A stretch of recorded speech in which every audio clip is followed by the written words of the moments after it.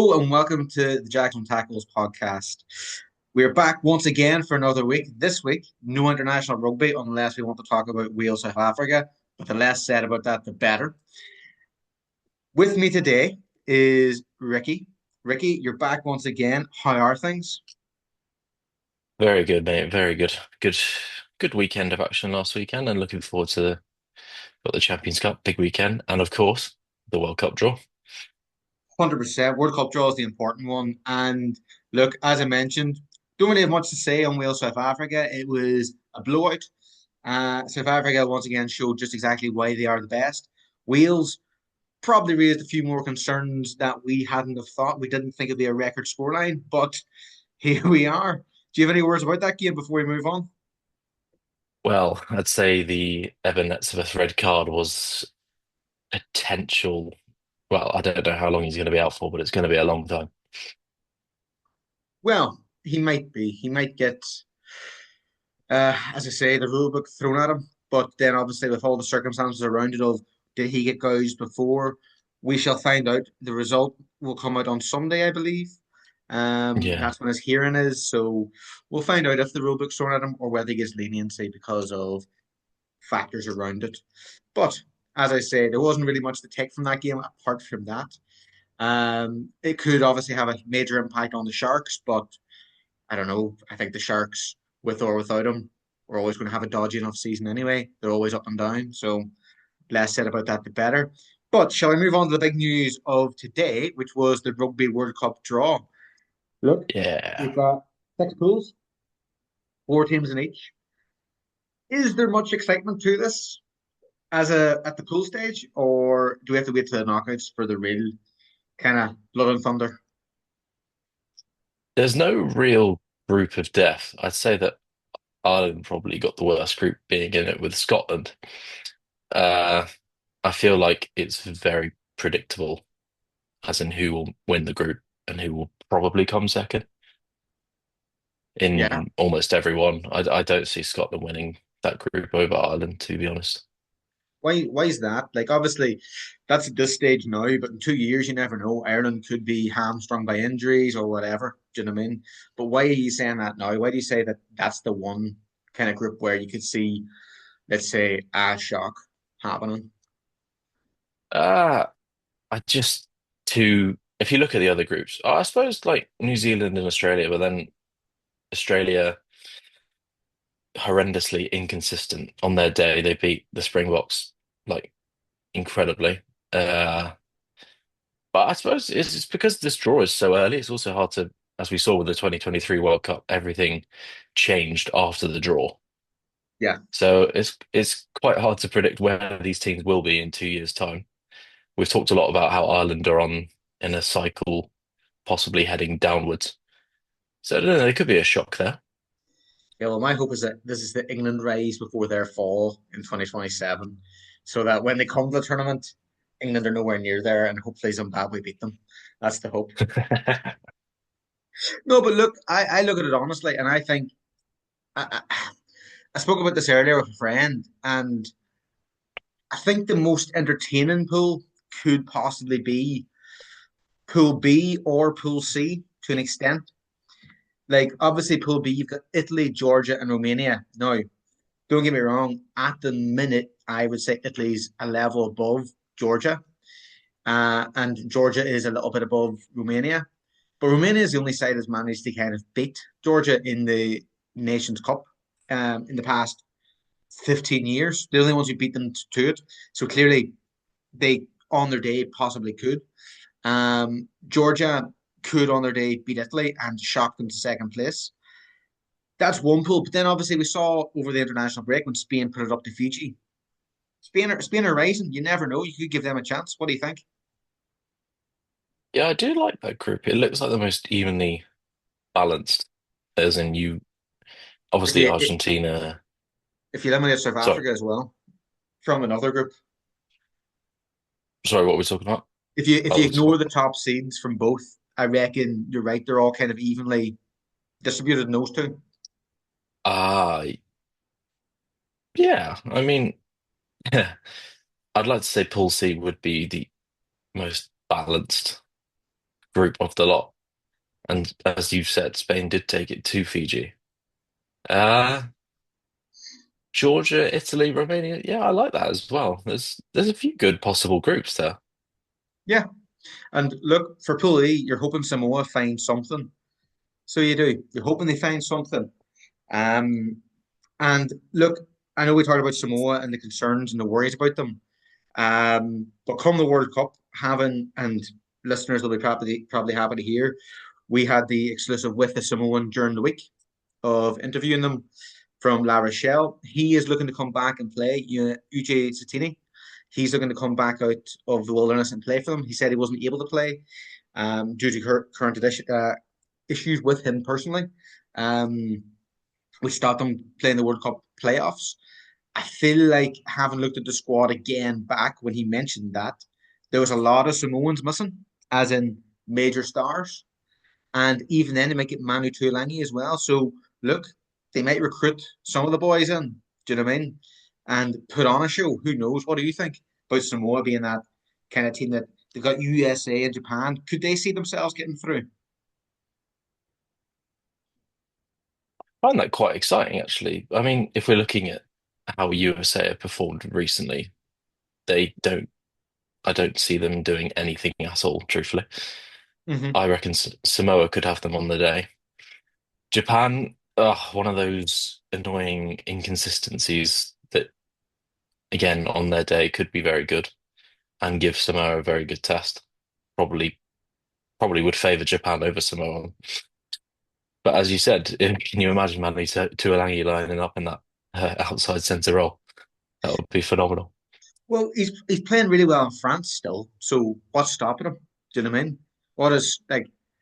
I know obviously his family played for Samoa and all this. Like it would just complete his career to an extent of he's done it all for England apart from lift the World Cup. To go and compete for his kind of home nation would be incredible. Yeah, it just reminds me of that disgraceful t 2015 tournament. Uh, Hey, look, but yeah, look for me that was the first year I lived in England. That was a beautiful tournament for me. Up until the point Ireland got beaten in the quarterfinals again. But look, that happens every time, hmm so it doesn't really matter. Do you know what I mean? But look, Ireland, they're as you will have seen, there's been a lot of stuff going around about the quarterfinals very quickly, um, about who each could face. If we go by the rankings, Scotland would play France, would they? I believe. Or no, uh, sorry, Scotland would play them in the round of 16. Then it'll be Fiji, France in the quarterfinals. yeah, I'm fairly sure that I've seen that Scotland and France they could be one and well, Scotland could be one and done. Yep. Ireland potentially could have Argentina in the quarterfinals, which would make for, I think, a very entertaining game. You would have then South Africa and New Zealand in the quarterfinals, which who wouldn't want to see that?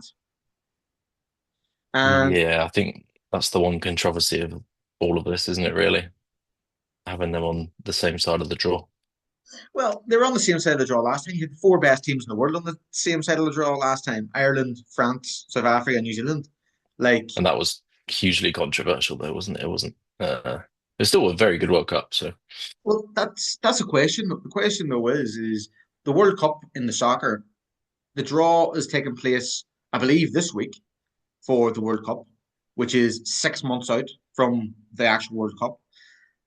Why is it 2 years ahead of? I know that people talk about the travel and the booking of stuff, but no matter what, that's going to cost a lot of money anyway, because all the prices will rise now because everyone knows where the games are. Like, what is the actual benefit? Well, this is what I was reading on the BBC earlier.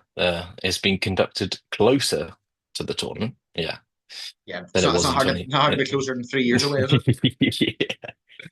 And this is what the BBC says, reflect current form and rankings halfway through the international cycle. Why, I feel like we could do that later on Yeah. instead of doing it halfway. It's to, as you said, help fans and teams make travel and accommodation arrangements. Do you really need 2 years? Even like as soon as those dates come out, the prices are going to be reflected in uh, everywhere because they know that the World Cup's on. Like hospitality industries aren't stupid. Exactly. And then to give organizers time to stage a successful tournament. So it's not that they've Yeah. known about that for the last how many years? Yeah. When was it drawn up again? Well, it was drawn out before 2023, I believe, around then. So it's been at least 4 years because we've known about the American tournament as well in 2031. So I think they're usually given about 8 years advance.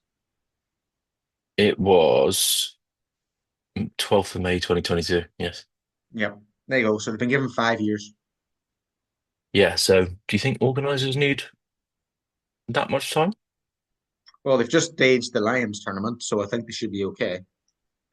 And I know this is slightly different, but they're also going to have the Rugby League World Cup there as well the year Ru- before. Rugby League World Cup, they had the Women's FIFA World Cup. They host how many tournaments or competitions in their history. Australia are fine. They are fine. Yeah. It's not I, as if th I it's think, not as if yeah. they're a country that's developing that needs to get everything together, especially in terms of rugby. It's not like you're hosting it in Samoa or Tonga. And they've had the Olympics, what, in, what 2000. was it? Yeah. The Sydney was that massive 90,000 seat stadium, Australia. Yeah, yeah, yeah. I, I think they're okay. I And think the last little point was to allow host cities and states time to engage with the local community. Now, you tell me, what do you need that much time? well, the thing is, they're all going to engage within the last 6 months, aren't they? That's when it's going to be. Like 2 years out, it's like, are you excited for a World Cup? Well, not really, because there's nothing here. Yeah, Do you know what I mean? is I don't know, lad. It seems a mess to me. But the thing is I don't want to. I'll use Ireland again because it's a very easy example for me to use. You look at Ireland when they're drawn in the 2019 World Cup. They were probably one of the top seeds going into that because they were top of their group. They were drawn with Japan and Scotland at the time, which meant they obviously were probably one of the top four in the world. But in 2018, they were the number one team in the world, arguably. But soon after that, they dropped off a cliff in terms of their form. Had the draw taken place at the start of that cliff draw, maybe it's a bit of a over exaggeration because they were so consistent in 2018. But you might have seen a different story with them being put as second seeds or something like that in a different pool. Even then, England in the 2015 World Cup, I don't know if you were really flying going into that. With Johnson before it and then Lancaster coming in to mm, replace him. Do you know what I definitely mean? not. Yeah, But you were given an obviously it was a tough draw, but even then, Wales were decent back then at the stage. They were going on as third seeds in that group. I don't think anyone viewed them as third seeds in 2015. mm-mm. But so anyway, I think we're raising an issue which is still an issue that's been raised for decades. And look, I'm excited for it. I know I'm going to have to wait 2 years and hopefully my heart's still ticking by then. You never know what happens to you. But look, that's all we can go off at the minute. Hoping for your good health, mate. Thanks. But look, shall we move on to the Champions Cup?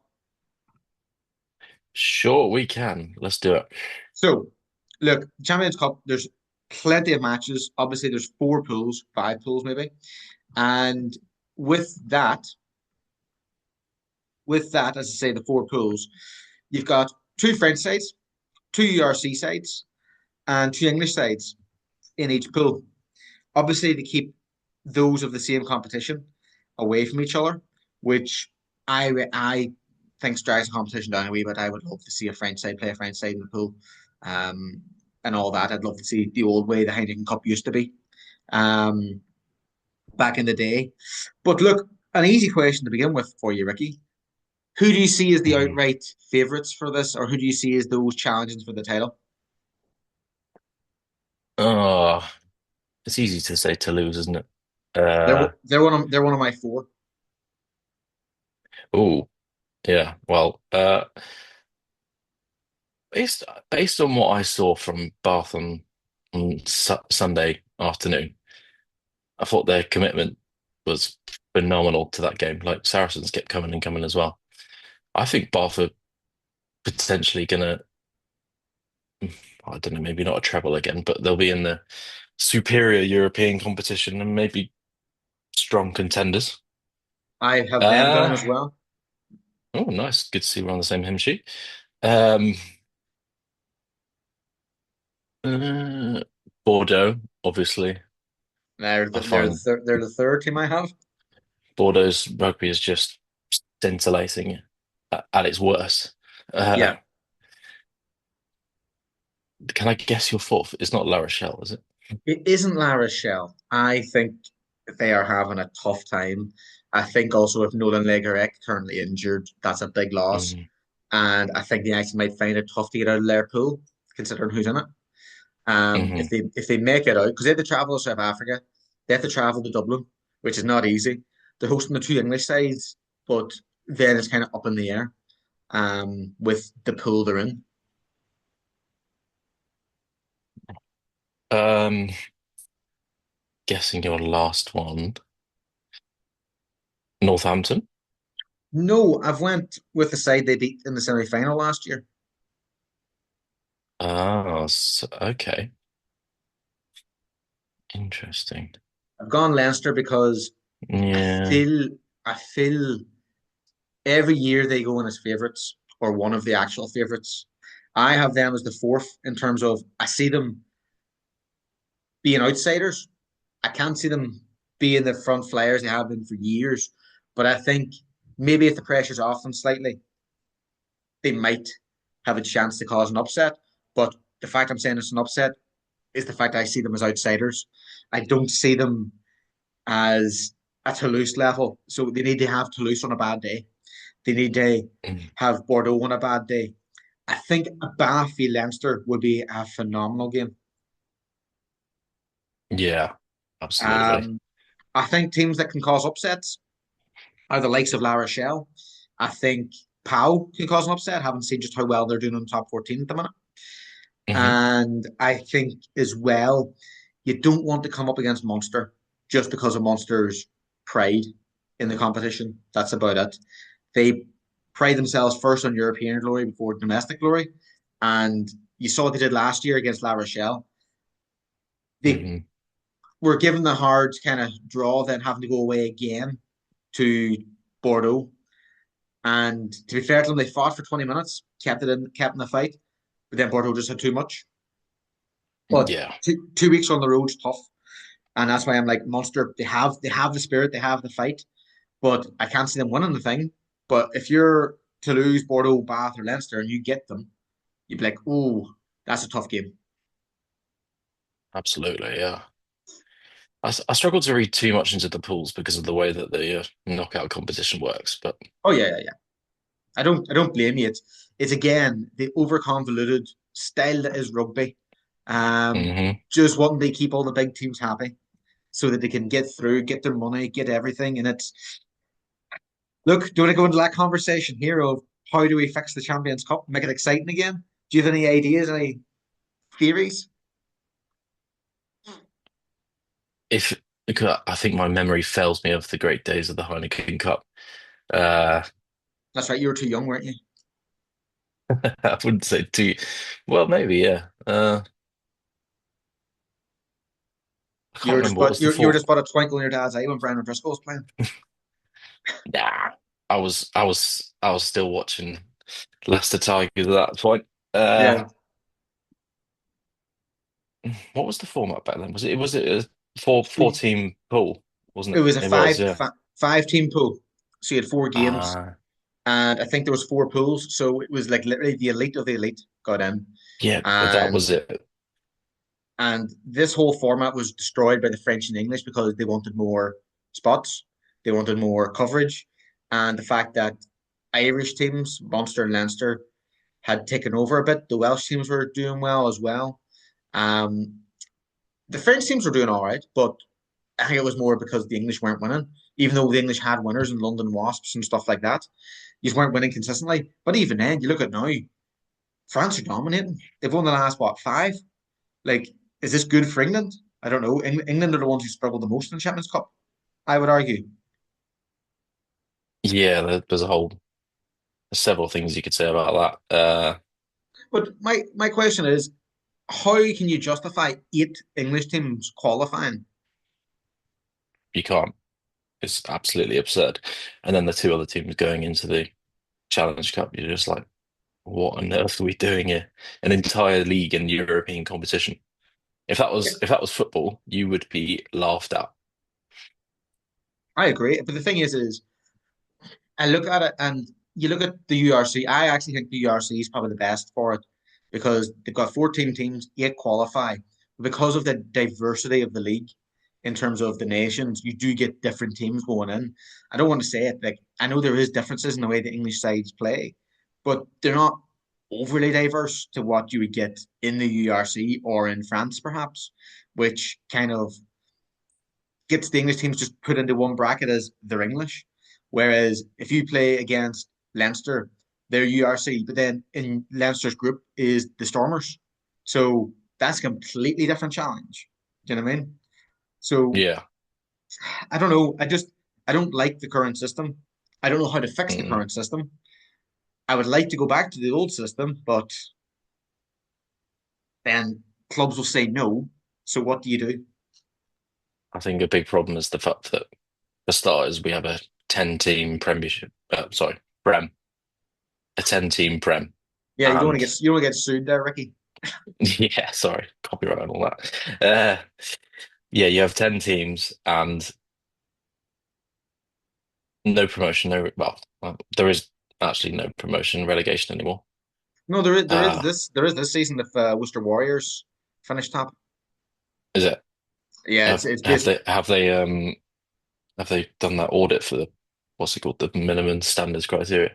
I think they'll check them near the end of the season, that kind of thing. I think who's the other team that can go up like that? Is it Doncaster? Uh, Doncaster, yeah. Yeah. So you've got two teams from the championship that are allowed to qualify, but they'd have to be the best, and normally they aren't because obviously Yeah, it's Worcester were away. usually Ealing.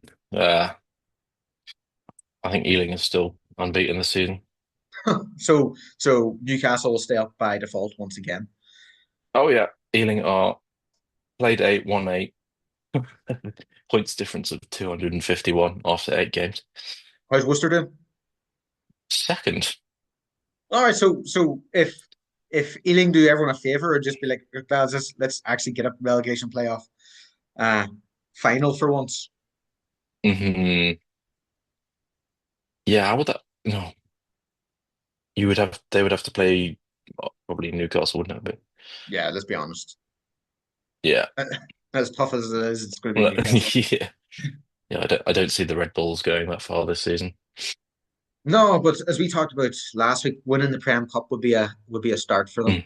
Mm. They've also got Europe. I think they should put a lot into Europe in terms of trying to figure out how the other sides are playing and challenge themselves against the likes of Ulster and the lower French sides. Do you know what I mean? Like you Hmm. look at Perpignan, who've only got 1 point from the top 14. They are struggling. You'd love to see a bottom of the table clash between Newcastle and Perpignan. Yeah, That's that's the type of rugby you want. As you said, that was Samoa versus Belgium energy. That's what you want. mhm. Absolutely, yeah. But look, for me, in regards to this, like, are you excited about the Champions Cup coming back, or is it just another thing that you have to get through? I was thinking about this earlier this week, and I was just quite quite frustrated that the inconsistency of domestic competition. Like we've had the autumn internationals. Uh, was it 4 weeks, 5 weeks? 4 weeks, but then obviously 2 weeks of that, I'd say, Yeah, where outside the window. Yeah. yeah, So we've had how many games this season in the Prem?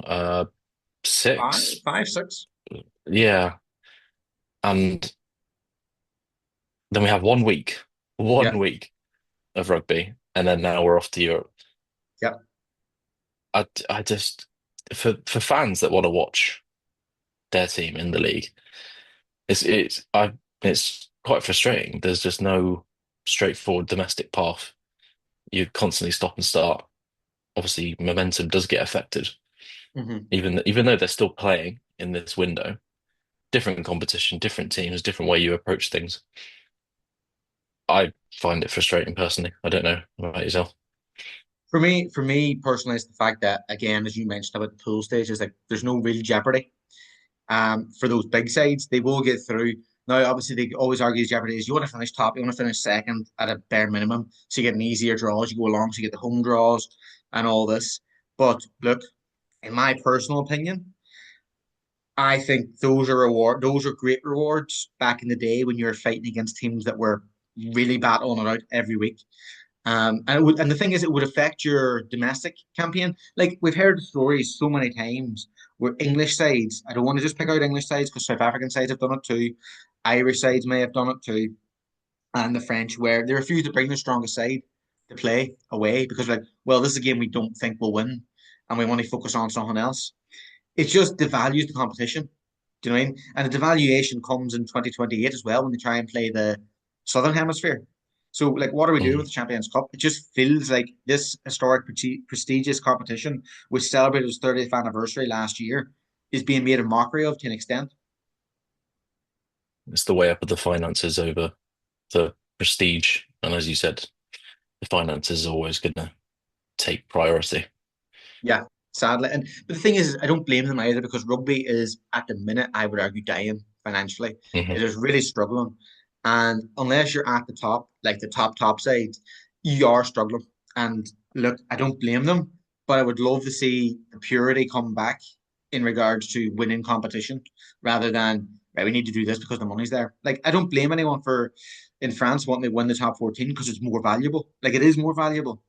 So the fact that the Champions Cup, and even then, the Champions Cup finishes before the top 14, that shouldn't be.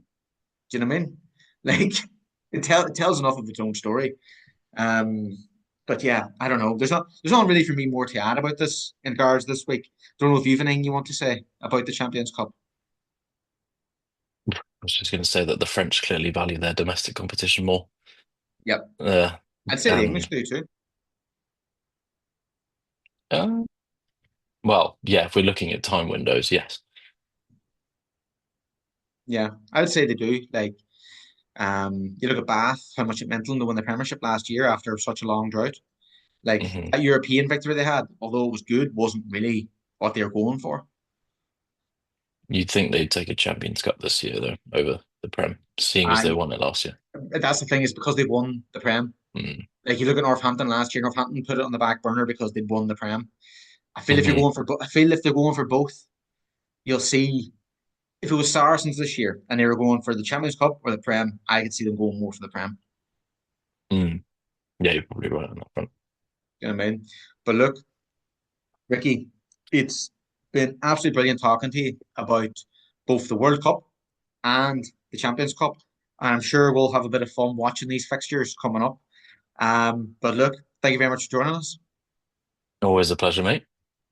And look, just to close off, coming up after this, we've got two exclusive interviews with two La Rochelle players. We're very lucky to sit down with them during the week. And we hope you enjoy Dylan Lades and UJ Siatini. So thank you very much for listening and enjoy the interviews. Shit, how's the weather over there? Not too cold yet? I'm in Barcelona, lad, so it's pretty nice. Oh, wow. Jeez, that's nice. It is nice. Shit. I'm living in Barcelona. I can't complain. Although, how's La Rochelle? It's not bad there, is it? Oh, nice. You're living in Barcelona. Yeah. Got a That's Spanish partner, so I can't complain. Oh, man, that's awesome. You've Uh, been you were at Barcelona recently. yep, How, we how was it? uh, it was pretty wild. Yeah. Yeah, very wild. Can you Um, share anything that's allowed to be said, or? we no, we had obviously UJ Sutini and Ultan Dilan got married over last summer, Yeah. and yeah, we had a bachelor's 48 hour in and out of Barcelona. It was Wow. mental, Jeez, mental. did you get up to much? Did you see much of the sights, or was it more just having the crack with the lads? Um, we actually went to uh, what are the markets called? Like the Yeah. popular like we had lunch there, and then obviously because we knew it would be sort of quite busy, quite and we got those two boys like dressed up, and Yeah. yeah, they hated it, but it was all good for us, we obviously loving it. But yeah, we had a good time, man. Good place, Barca. I went What's there good? with my mum 2 years ago. Yeah. Yeah, it's cool. Actually, I happened to go at a time when had a home game as well. So we caught the game, which was unbelievable. I was at the new camp. So yeah, cool. Is he much of a soccer fan, or is it just opportunity? That was it. Gunners. I'm a gunner. So Really? So life's good for you. life's not too bad at the minute. But yeah, like obviously just happened to be there, and they were playing, and like we got some tickets. So yeah, it was cool. Oh, that's Really good. brilliant, man. And look, well, moving on to the rugby, how are you feeling for a weekend coming up, lad? Yeah, it's obviously really exciting again. Like changing competitions, heading into Europe. Yeah, always excited this time of the year when we know we got Champions Cup coming up. Um, honestly, I was a bit disappointed we're playing Leicester at home because I've always wanted to play at Walford Road. Yeah. Uh, I was telling Jack Noel early on in the year once we saw our draw, I was like, geez, if we play either at Walford Road or at the Stoop, it'd be unbelievable because I've obviously never played at those stadiums. So it'd be like a really cool experience for me, like kind of bucket list thing ticked off. And then we end up getting both English teams at home. So Yeah. so it won't be Well, happening. I was Yeah. going to say, like you're playing your former team, obviously away, Stormers. Like, Yeah, yeah. obviously, I don't want to say it, but the sounds of it, you're just like, well, I've done that. I've been to the stadium so many times. Like, you Yeah, obviously know what's going to happen. Do you know what I mean? yeah, and like because I played with some of the guys obviously, and I know the coaches really well. So it'll obviously be cool. It'll be a good reunion again. But Yeah, yeah, the fact that um, we're getting both of these English teams at home, so it's good for us. But personally, I would have loved to have had the experience of playing at Walford Road or at the Stoop, which is what this competition obviously brings. So yeah, personally a bit disappointed, but as a team and for the club, I think it's awesome that we get some new faces and different clubs coming over to experience what it's like playing at the Fland. Yeah. well, I was going to ask, like, obviously, you grew up in South Africa, and rugby's obviously massive there, but I would have never considered it myself. Oh, you looking upon Europe, being like, oh, I want to go play in Leicester, in Bath, in all those types of Yeah, positions. Was that what you were thinking when you were a wee and sorry, child growing up? yeah. No, 100%. Like when you obviously you watch rugby and you watch the European Cup and stuff like that, you see all these like you just see all these great teams, and obviously going back in English, the English league, like looking at Leicester, they were so dominant for so many years, and you sort of get familiar with Walford Road, Yeah, and it's like the stadium, the history about it. It's a really cool experience, like it was for me playing at the Rec last year when we played Bath. You know, yeah, I always remember playing like Rugby 08, the game, and then yeah, like yeah. you get to choose your stadium, and like the recreational ground just sounded so cool to me, and like so it was always just like growing up, you always see like, oh, I would love to go and maybe watch a game there, and having the opportunity to go and play there is always something special. Yeah. No, I was just you saying that brought back memories. I was a massive rugby weight fan myself. Now, obviously, Yeah. it helped that for me as an Irish fan, O'Gara had a wee star above his head. Do you Yeah, still yeah. imagine him? Do you still imagine him having a star, or what do you think of It's O'Gara? it's funny you say that, right? So like in our players' room, um, they've got like they've got the PlayStation, older version of the PlayStation, and they play Yeah, rugby, and so they they always like some of the like Wiggy Antonio and like Will Skelton and that they always play with Rog, and right. they just get into it and be like, oh, Rog, like, what are you doing there? Look at you tackling. Or like, oh, he's got the star, but he can only kick well, and Yeah, stuff like that. So Yeah, they would be chirping him, but yeah, like and we used to play it like quite often up in the players' room playing rugby yeah. or eight. So it was good fun. He would walk in and he'd be like, you would just see he'd go red in the face and he'd be like, "Oh, come on, turn this off. What are you guys doing?" Yeah, so it's good crack. Was good. How is the relationship with him as like the coach as well in terms of what's he like? You've been there for a while at that Rochelle now under him. What's he been able to get out of you as a player as well? Like obviously you've come from other clubs. Like what's he managed to extract out of you to make you the player you are now? I think it's just his constant drive and his passion to win and to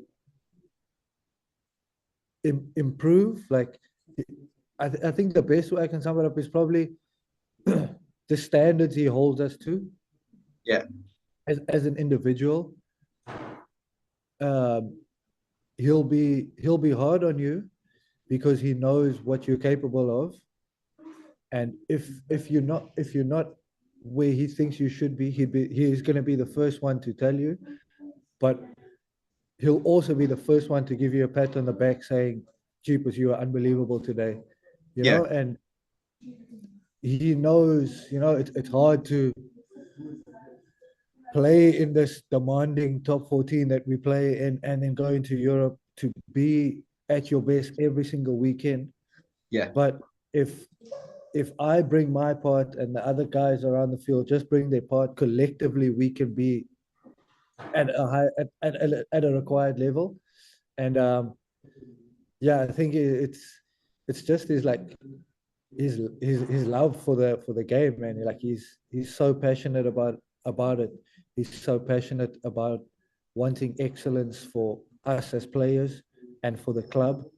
Like he holds himself to high standards as well as a coach. And like if he felt like his prep during the week wasn't good enough, he'd acknowledge that on a Monday. He won't just say, "Oh, it was you guys did this, you guys did that."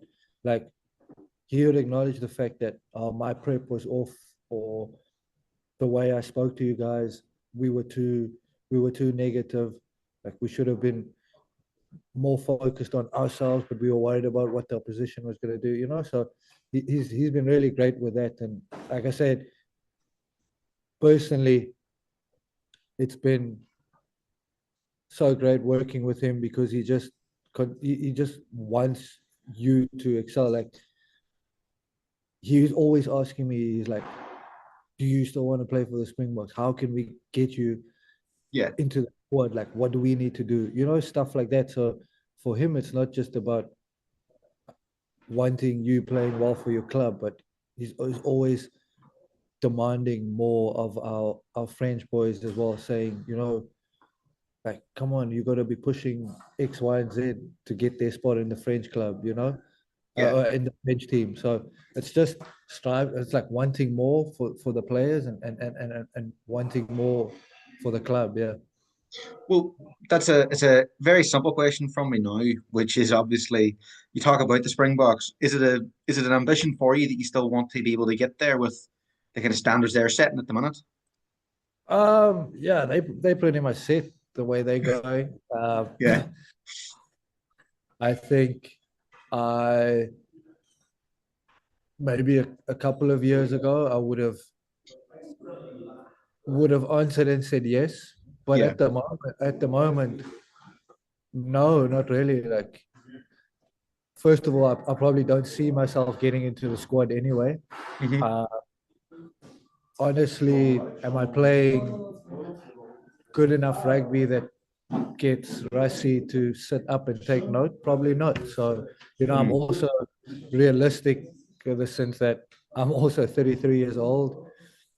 Um, they are unbelievably talented guys coming through in South Africa. So, I was lucky enough that I got to put on the Springbok jersey a couple of times. But do I still want to play for the Springboks? No, because hmm, I just think, not because I wouldn't love to be part of that group. I think what they're yeah, doing is obviously amazing. but it's just because I'm realistic with myself and I'm realistic with my expectations. So also, it's currently not a driving factor in my career. Yeah. Well, I'd just say to you, age is only a number, so I wouldn't worry about that. But but I was talking to Nolan Le Garec in the Yeah. summer, but when he was joining, and he said that one of the reasons he joined was to play with you. So how does Oh, that make you feel? yeah, that's awesome. But he's obviously he's such a classy player. I was so surprised, like when I first met him, the first couple of days Yeah, of having him here, like training with him. I think when you we obviously we played against him and we saw his qualities in that, but I didn't know him on a day-to-day basis.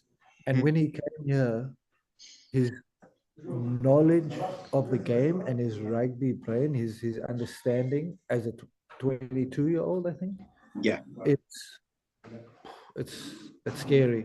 Honestly, it's unbelievable. Um, the the self belief he has, the confidence he has to try things that he thinks will work, mm, um, is amazing. And like he's he's a leader at such a young age, and it's something that's so natural as well. And I suppose if you're a nine and you want to be a really good nine and one of the greats, that's one of the characteristics you need to have, you know. But for him, it just comes so naturally, you know. Like he challenges our coaches not to be yeah, know it all, but just why are we doing this instead of this, you know? And it's just his his his want to improve. He's so coachable at the same time, but is extremely knowledgeable, and I think his talent speaks for himself, you know. Yeah, unbelievably chilled guy as well. So he's been a pleasure to play with, and I hope we get him back from his injury pretty soon. Yeah, because it'll be good to have him throughout this period now, going into Europe and over the Christmas and New Year's period. Yeah.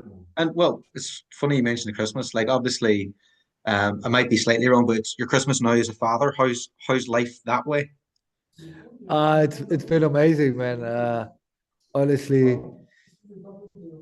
watching my little girl just grow up and start and speaking and starting to put sentences together now. Yeah, it's awesome. Like crash drop-offs is so cool. Just like seeing how happy she gets when she sees like her friends and stuff like that. And yeah, she's speaking more French than English at the moment, which is which is a bit funny. So me and my missus just we have to just constantly we'll say stuff to her in English and we can see she's not reacting, and then when we say it in French, she's like, "Oh, okay," you know. Okay. So we're we're taking note of that. But yeah, my missus and my local, they've actually been in South Africa for the last couple of weeks, Hmm. visiting our family and stuff, and it's just so cool to see how happy she is, or how happy my little girl is, like being at home with her grandparents, and my missus now get to be around her friends who's got kids as well. So, you know, it's Yeah, obviously the part of being living abroad that we miss, you know, having the family so close by. But yeah, seeing them back home at the minute, just enjoying it is really good. And yeah, I miss them loads. I can't wait to have them back. But I yeah. know they're having a good time as well. Yeah. Well, it was interesting because I was reading a piece you did a while ago talking about how lucky you were in terms of when you're playing rugby, you're going to private school, but you're coming from a potentially rougher area. Like, could you have Yeah. foreseen all this kind of career and where you are now? You sat here, all this kind of Nah. thing at the time. No, not at all. Like there's so many people. I would eventually have to thank once my career comes to an end. You know, so many Yeah, people who opened doors for me that would never have been attainable. So I'm never yeah, I'm just always grateful for for what has happened and who has helped me get to this path. You know, I'm unbelievably lucky that this like the opportunity I got when I was 10 years old, you know, unfolded in front of me. And like years on, I'm sitting in La Rochelle, got a beautiful family, still playing rugby, enjoying it, you know, living abroad for 5 years now. Yeah, it's just, to me, it's mental, you know, like even yesterday, we have a new South African boy in our academy, and he's from Cape Town as well. And I just went to go meet up with him, have a coffee, and catch up with him, you know, take him around town and stuff. And even just speaking to him, like I just told him, I was like, man, I've got so much respect for you to do what you're doing at 18 years old. yeah, I think obviously I'm sort of at the other end of the spectrum now, and I've seen this all play out. And you know, for him to decide at the age of 18 that he's going to leave home, he's going to leave his family, everything he knows, to come to a town on the west coast of France where a language he doesn't speak, he doesn't know a single person. Like yeah, I'd message him as soon as I found out he had signed with the club, but yesterday was the first time we physically actually met, you know. So, you know, like I said, I'm on the other spectrum of it now. And like just so happy that other South Africans are also taking the leap and at a young age doing this as you know. But yeah, just back to sort of my story is just, yeah, I often have a moment with my wife where I'm just like, you know, what are we doing? Like yeah, we live abroad, we've got a beautiful little girl.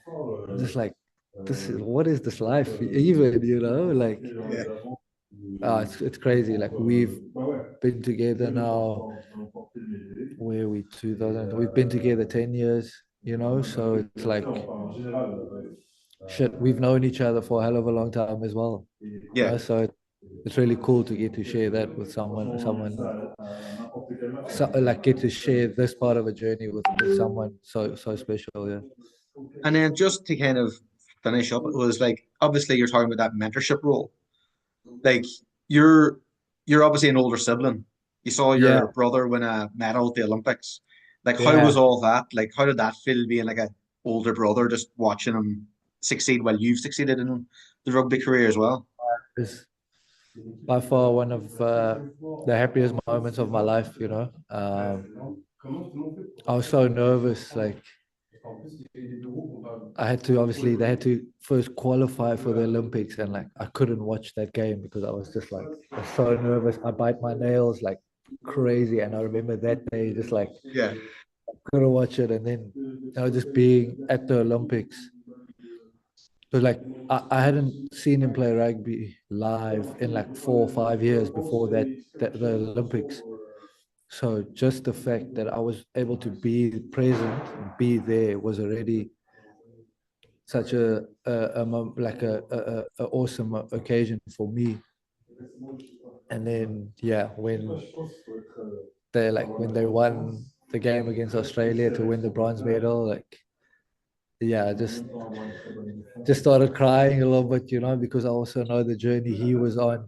Um, you know, he was at the Stormers for ages and never got an opportunity and never played, and it was really hard for him. And you know,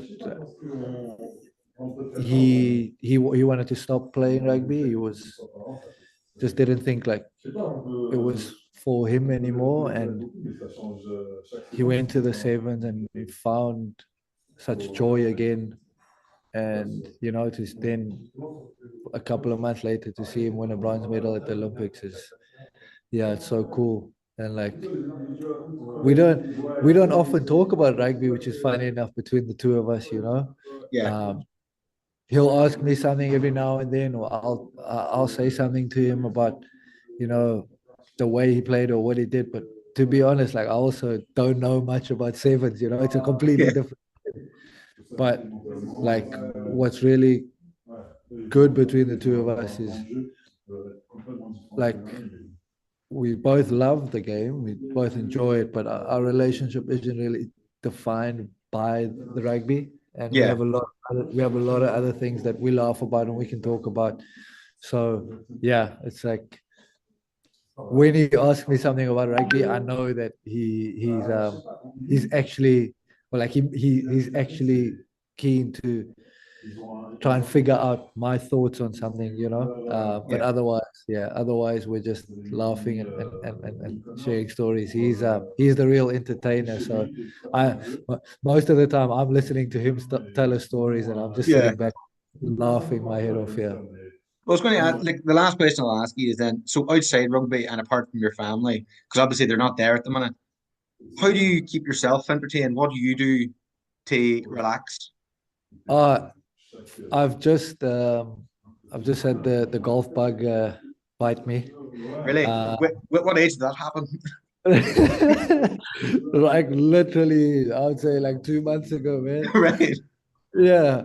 Um, you know, like the boys around me, or like all the boys here, they love it, you know. Hmm. And I couldn't get into it. Or not that I couldn't get into it. I honestly, I I knew I would get so frustrated with myself, you know. Yeah. And one day I was just like, you know what? These guys, are they gonna go play 9 holes? I'll tag along. And I would hit a ball every now and then like I hit an unbelievable shot, and all of the boys were like, "What? Like, nah, you've definitely played before." And I was like, Yeah. you know, so I was like, "Geez, that's quite a good feeling," you know. Yeah. But then I hit like terrible shot. I was like, I hate the sport. Yeah. But it's cool. Like I'm enjoying it. Like I love the fashion. Hmm. I love sports marketing, the advertising side. It's something that I studied. Yeah. Um, so for me, it's like it's like, oh, it's almost like a dream to be able to, you know, after rugby still be in some form of rugby, but try and bring the fashion into it as well, you know. Yeah. um, it's something that I enjoy. You know, like I said, I studied brand management and advertising, and it's something that I would love to go into once I'm done with rugby. And what about gardening, as said in your hat? As in my head, no. Actually, soon as as soon as I sat down and I saw, I was like, oh no, I forgot I was wearing this hat because I just put it on after lunch. Yeah. I was like, I forgot I'm wearing this hat. Hopefully they haven't taken, because I see our media guy over here, so hopefully he hasn't taken any photos of me in, I in this hat. I'd say loads of people love gardening. Lad. They just love that you're a fan too. I think that would be the positive thing. You think it's a good thing? Oh, I think it's a that's good good. thing, lad. I think it's a good thing. I grew up on a farm. Like it's Oh, all about really? garden. Yeah, yeah, yeah. It's all about gardening, Yeah, lad. it's all about gardening. Yeah. Should be what's the uh, Peter, is it Peter O'Mani, who Yeah, Peter Mann. Yeah, yeah, yeah. takes such good care of his grass and that. Oh, I see his videos on Instagram. I was like, this is awesome, man. That's good. Would you potentially join him in like in a marketing thing for for gardening? For gardening, eh? Should be good, man. It should be good. Look, Oh, Dylan, look, you've been an absolute pleasure to talk to you, and I've enjoyed every minute and every second. thank you very much, man. Thank you very much. It's been a And pleasure. I wish you all the best in regards to family life, rugby, and this weekend coming up. Thank you very much, man. Hopefully you can send us some of that sunny weather that Barcelona's having, because it's pretty great out here, man. How's everything in La Rochelle? Yeah, no, not too bad. Um, Obviously coming off a couple of losses, so still trying to keep the spirits high. How you feeling for the weekend ahead? How you feeling for the Champions Cup kind of break away from top 14 then? I think everyone's really excited for this game, especially starting off at home in front of our fans. So I think it would be a nice way to start off the Champions Cup for us. Obviously, I'd like to say congratulations to you as well because you've got married not too long ago. I appreciate it. I was talking to Dylan, and I was hearing you had a good time in Barcelona. For the stag do, or Yeah. yeah, no, it was good. It was good. It was a good crack. The boys organized it pretty well, and yeah, it was good fun. Good. It was you and Alton having a wee bit Exactly. of Yeah. a time together and all that.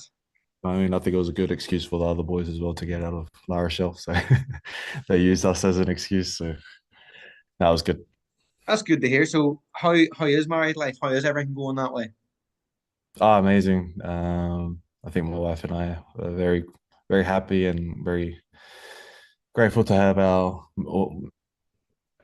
had our majority of our relationship over in France. So it only made sense to get married in France, and Yeah. it's where we basically created our life and created a family. So So that's been. you came to France very early. You left Australia pretty young. How has your life been? Like, what made you take the step to go to France quite young? Was that I was quite I was stuck at the Reds. At that time we had a pretty good back line. Like it was basically the Wallabies back line. So I found it hard for me to try and crack and get myself into that team. So I think my third year there, I got demoted down to an academy contract, and then yeah, basically worked the 1 week of hard labor. Like basically yeah, started at 5 o'clock in the morning, finished at 5 p.m. Yeah. So I called up my agent and just said, "Oh, do you have anything for me overseas?" Was originally planned just to come over 1 year, try and get some like professional rugby under my belt to try and come back with some experience, and then yeah, I guess 1 year turned into 11 years. So didn't look back. Sounds. That's going to say sounds good. And I was looking obviously early on. It wasn't just the rugby you were playing. You're playing the soccer too.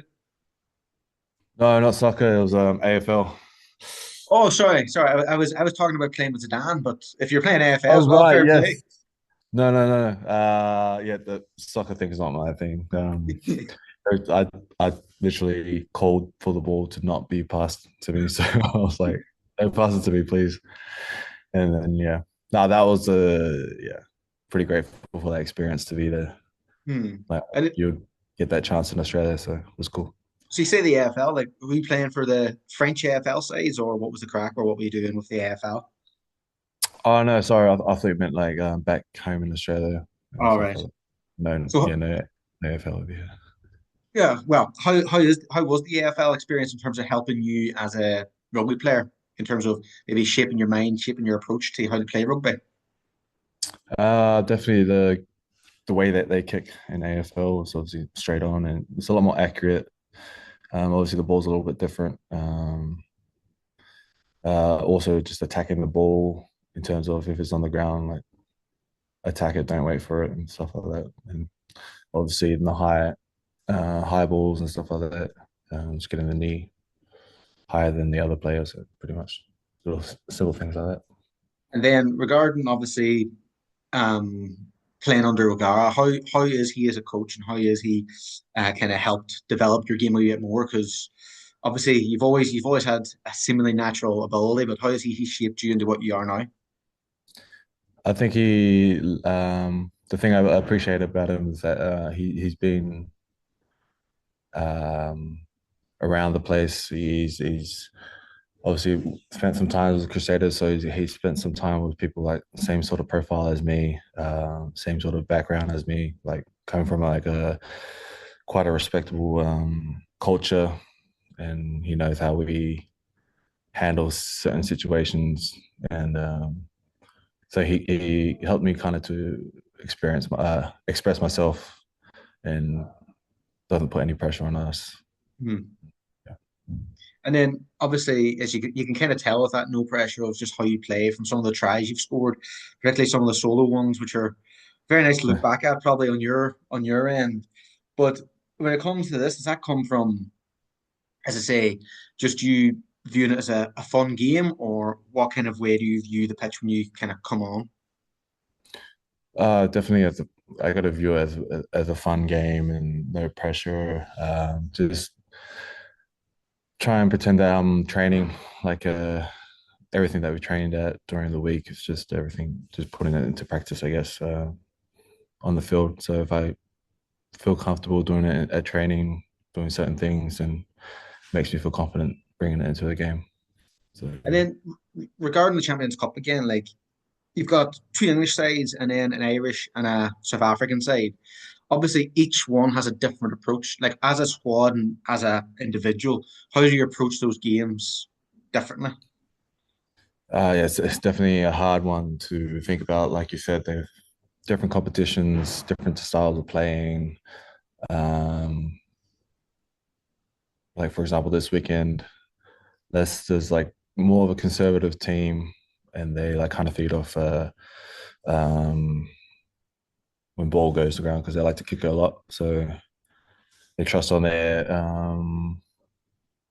kicking game a lot. So we've always got to adapt to that, and then we go play against a structured team like Leinster, who are very by the books, and then obviously Stormers, they got the flair as well. So every week we got to take it week by week, I guess, and Yeah. focus on our performance, control what we can control.